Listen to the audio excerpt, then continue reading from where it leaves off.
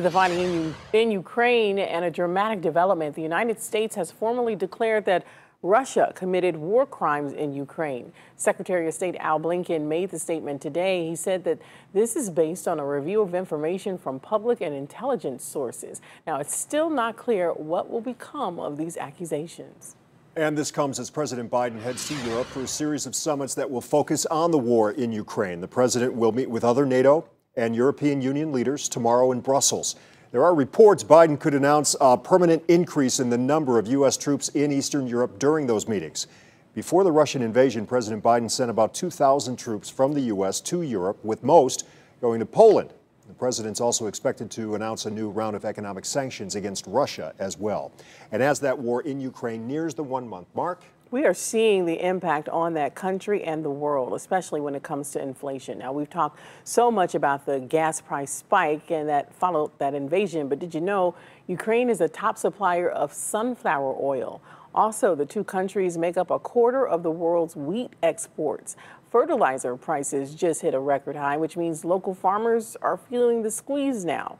News 5's John Kosick traveled to Portage County to speak to farmers who are already feeling that pinch.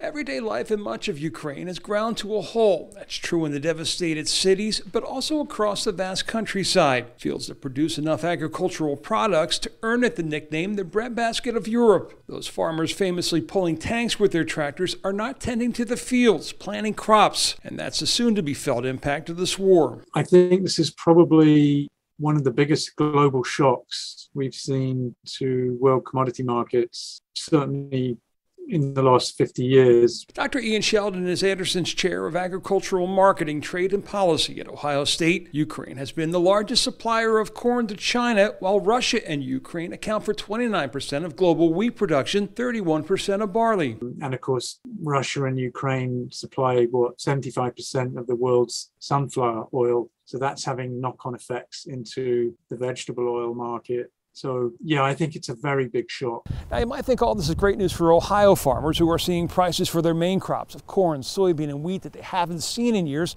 But the war in Ukraine, plus inflation as a whole, is impacting their bottom line.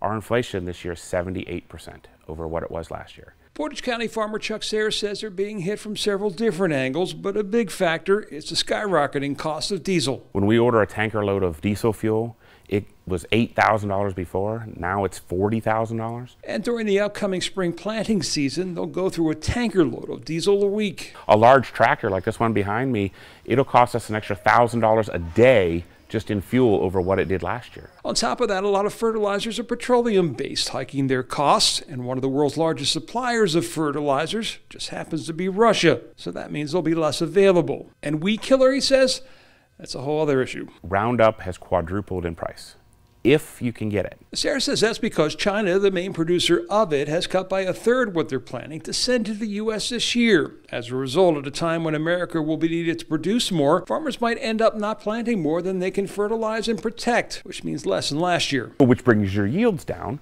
and as your yields come down, your input costs have gone up, the balance starts to tip very quickly. All of this, something consumers, he said, will see reflected down the road in their supermarket bill. In Portage County, John Kosick, News 5.